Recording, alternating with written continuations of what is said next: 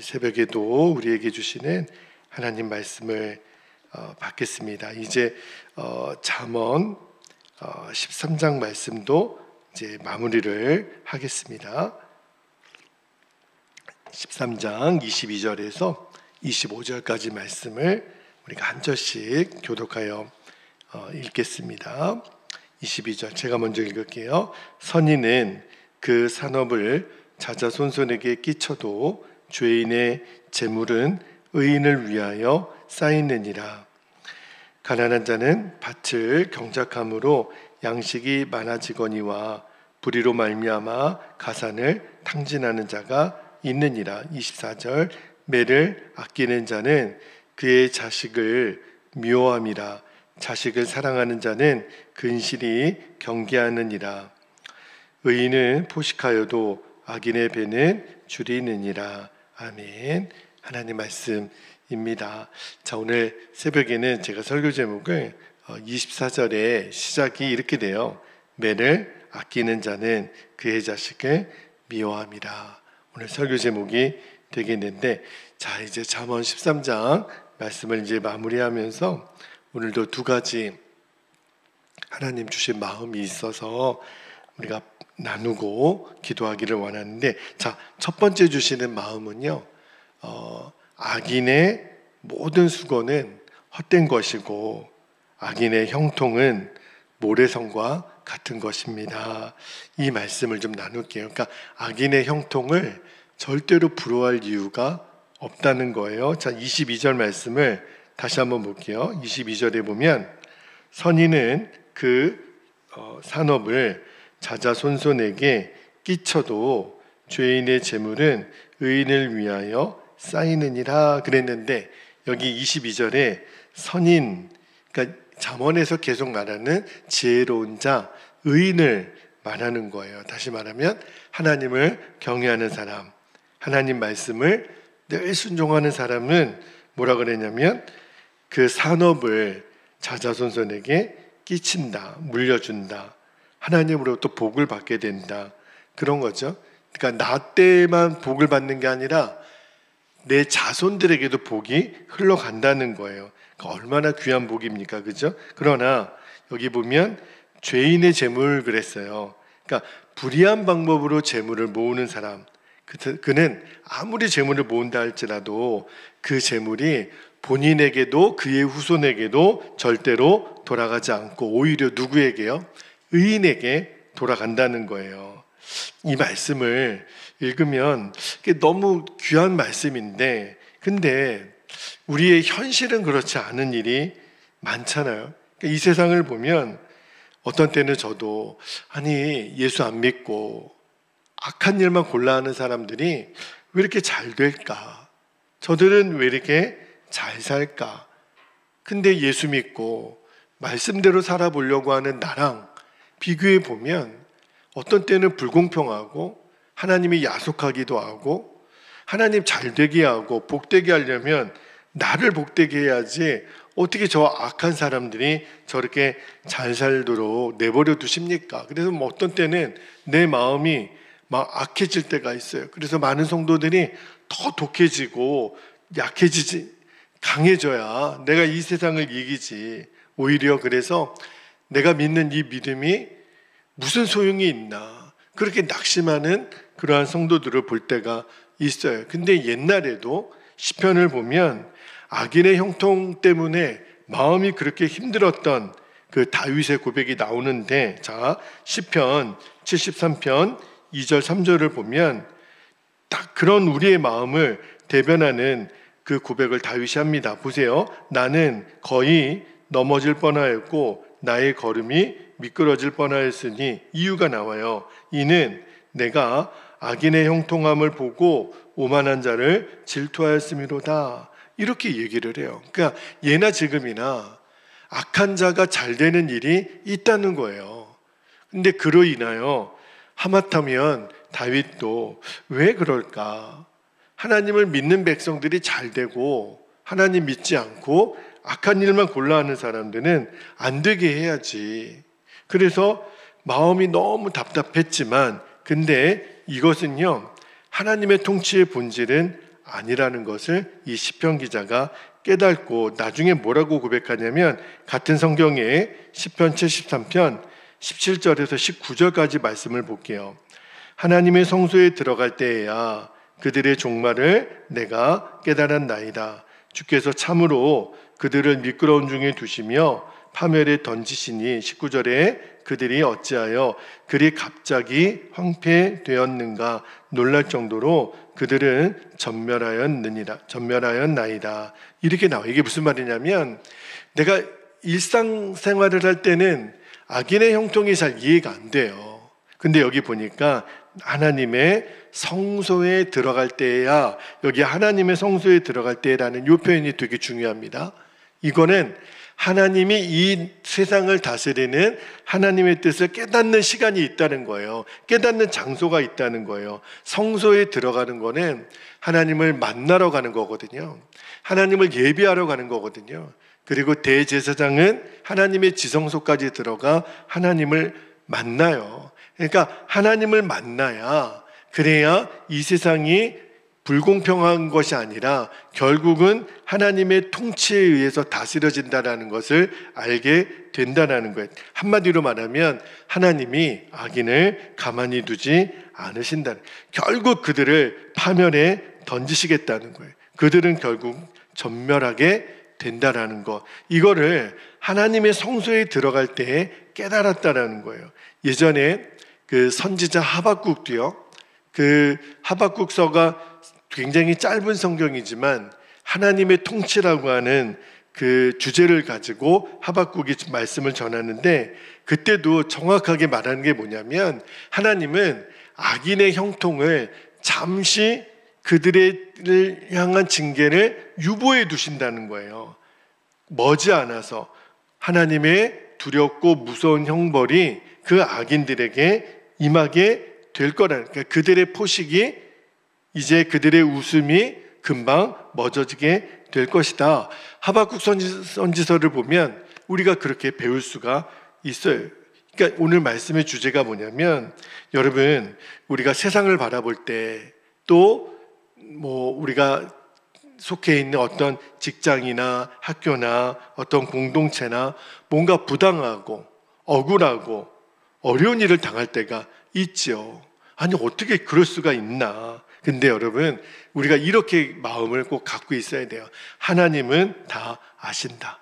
그죠? 내가 하나님의 성소에 들어갈 때 깨닫게 해주시는 은혜가 뭐냐면, 하나님은 반드시 선과 악의 우리의 모든 삶을 들여다보시고 우리의 모든 삶을 결국은 하나님이 판단하실 때가 있는데, 의인에게 주시는 상급이 있고 악인에게 주시는 무서운 형벌이 있다. 이거를 꼭 기억하셔야 돼요. 그래야 악인의 형통을 우리가 부러워하거나 그들로 인하여 흔들리지가 않습니다. 여러분, 내가 지금 좀 부족해도, 불편해서 내가 좀 뭔가 더디 가는 것 같더라도 아니에요. 제가 늘 말씀드리지만 빠르게 가는 게 우리 인생의 목표가 되어서는 안 됩니다. 빠르게가 아니라 바르게 가야 돼요. 천천히 가도, 내가 더디 가도, 내가 세상 사람들이 나를 주목하지 않아도 바르게 가면 결국은 하나님이 의인의 삶을 복을 주세요. 보세요, 오늘 말씀에 악인의 재물을요 의인을 위하여 쌓게 하신다 그랬잖아요. 하나님이 그 재물을 언제 어떤 방법으로 우리에게 옮기실지, 여러분, 이거는 내가 하는 게 아니라 하나님이 그렇게 하시겠다는 거예요. 그러므로 우리의 삶은 하나님의 뜻을 따라 오늘도 무던히도 순종하고 오늘도 무던히도 기도하고 하나님 뜻대로 걸어가는 저와 여러분 되시기를 주님의 이름으로 축복합니다. 자, 두 번째 주신 마음입니다. 오늘 설교 제목으로도 삼았던 말씀인데, 마땅히 행할 바를 가르치고 징계하는 것이 진짜 자식 사랑이에요. 여러분, 10손가락 깨물어 안 아픈 손가락 없지요? 내 자식은, 내가 낳은 자식은 다 이쁘고 다 소중해요. 자, 24절을 한번 볼게요. 그런데 24절에 보니까 뭐라고 나오냐면, 매를 아끼는 자는 그의 자식을 미워함이라. 오늘 설교 제목이에요. 자식을 사랑하는 자는 근실이 징계하느니라. 이게 무슨 말이냐면 자식은 다 귀하죠. 내 눈에 넣어도 안 아픈 게 내 자식이죠. 그런데 내 사랑하는 자식이 하나님 말씀대로 살지 않아요. 그리고 오히려 어떤 악한 일을 할 때 내가 내 자식을 사랑한다고 그냥 방관해서는 안 된다는 거예요. 내가 그래도 내 사랑하는 자식인데 뭐 아무렇게나 살아도 내가 어떻게 뭐라고 할 수 있겠나. 그거는 오히려 오늘 말씀에 보면 자식을 미워하는 거고 망치는 거라는 거예요. 여기 보면 여기 근실이 징계한다 그랬죠. 여기 근실이는요, 착실하게 일찍부터 어떤 일을 하다 그런 뜻인데, 실은요 자식도 나이가 다 크면 이 아이를 때릴 수가 있나요? 요즘 아이들은요, 부모가 너 회초리 걷어 그러면 왜요? 이렇게 나와요. 이제 힘도 더 세요, 부모보다. 그러면 오늘 말씀에 의하면 근실이 징계한다 그랬는데 도대체 어떻게 때리죠? 여러분 아이에게 어떤 회초리를 댄다든지 어떤 이렇게 물리적인 어떤 따끔한 매를 들 때도 때가 있더라고요. 이제 여러분 중고등학교만 들어가도요, 아이를 매로 다스리기가 너무 어려워요. 이제 그러면 오늘 말씀에 자식을 잘 키우려면 매를 아끼지 말라 그랬는데 이게 어떻게 하라는 건가? 물론 어렸을 때부터 부모의 권위가 아이에게 정확하게 서면 나중에 이제 부모가 말로만 해도 아이들이 알죠, 듣죠. 근데 요즘은 세상이 너무 바뀌었어요. 인구 절벽의 시대가 들어오면서 이제 많은 가정에 애를 안 갖습니다. 한국 사회에 되게 심각한 문제죠. 부모는 있는데 자식이 없는 가정이 너무 많아요. 그리고 아이를 낳아도 하나나 많아야 둘.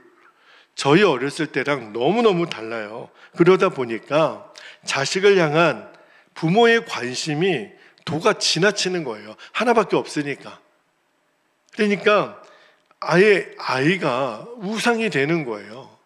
부모의 권위가 자식에게 아무것도 없는 거예요. 그러니까 아이가 먹고 싶은 거, 갖고 싶은 거, 하고 싶은 거 어지간하면 다 들어줍니다.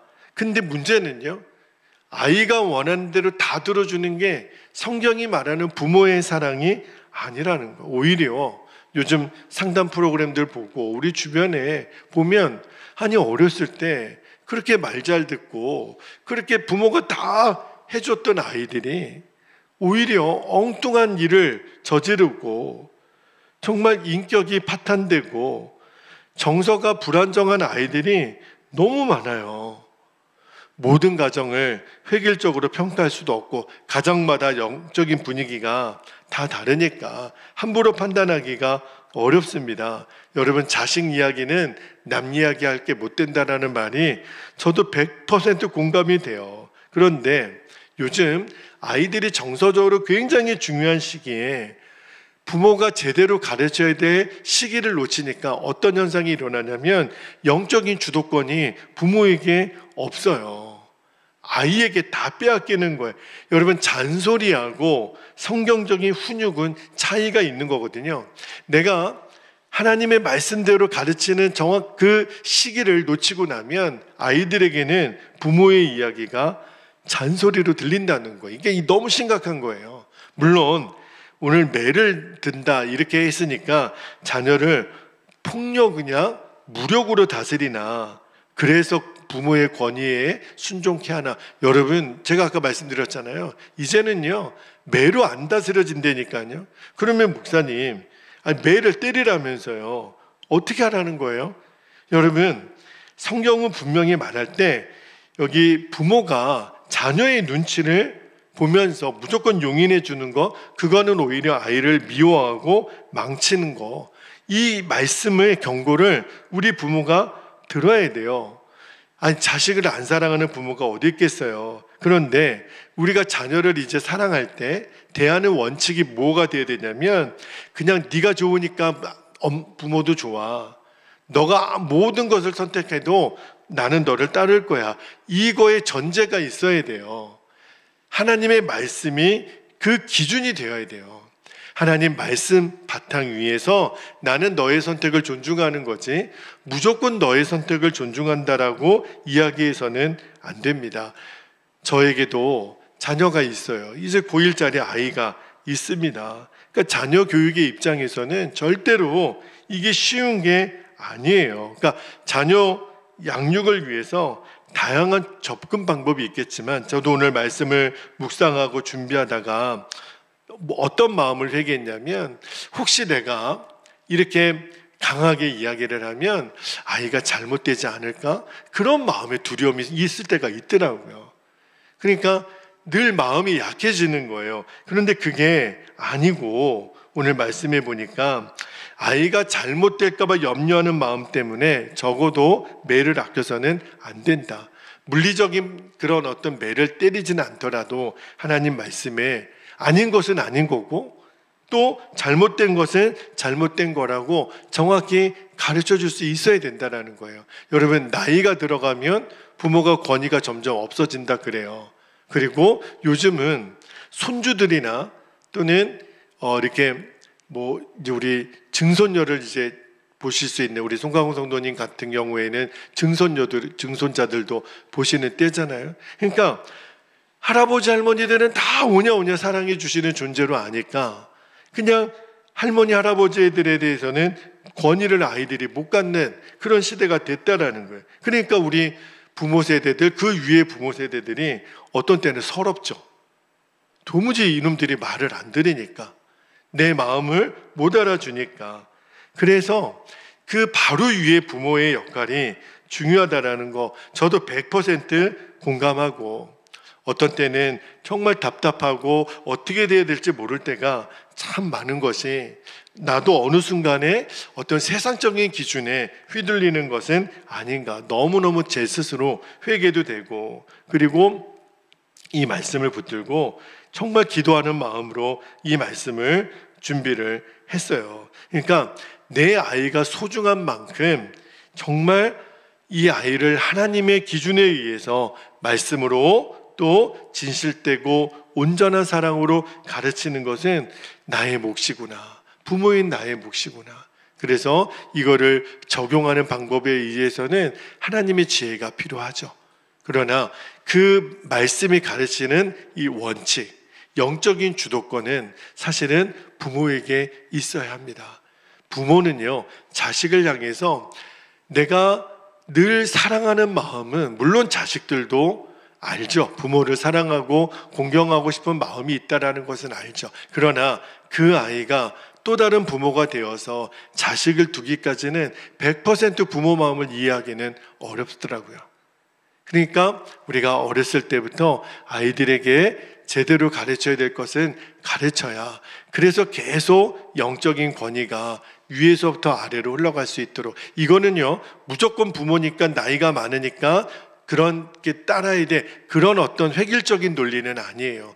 부모 자체가 늘 하나님 말씀을 경외하는 삶을 또 살아야죠. 그래야 아이에게 그대로 물려가니까. 그러나 적어도 내가 아이를 훈육하는 원칙은 하나님 말씀이라는 것을 우리가 명심하고, 또 매를 아끼는 자는 오히려 자식을 미워한다고 했던 이 말씀의 핵심만큼은 우리들이 오늘 마음에 새기고, 그러고 우리가 자녀들을 위해 기도하고 자녀들을 가르치는 일을 할 수 있기를 축복합니다. 자, 이제 우리 기도하겠습니다. 두 가지 기도 제목을 나누고 기도합니다. 첫 번째는 악인의 형통을 부러워하지도 말고 흔들리지도 말고 나는 말씀대로 사는 의인의 삶을 선택하는 거예요. 이게 굉장히 중요합니다. 그는 그지만 나는 나의 길을, 하나님 기뻐하는 길을 가는 거예요. 두 번째는 자녀를 대할 때 성경적인 주도권을 가지라는 거예요. 그리고 마땅히 행할 바를 가르치며 징계하는 것이, 때로는 아닌 것은 아닌 거라고 말해 주는 것이 진짜 자식을 사랑하는 것을 내가 알게 하옵소서. 우리가 이 두 가지 기도 제목을 붙들고, 오늘 두 가지 기도 제목이 다 쉽지는 않습니다. 그러나 기도해야 돼요. 그리고 우리가 돌파해내고 이겨내야 합니다. 오늘 그 은혜를 주님이 주실 것입니다. 이 시간 주님의 이름을 간절히 부르고 통성으로 기도하겠습니다. 주여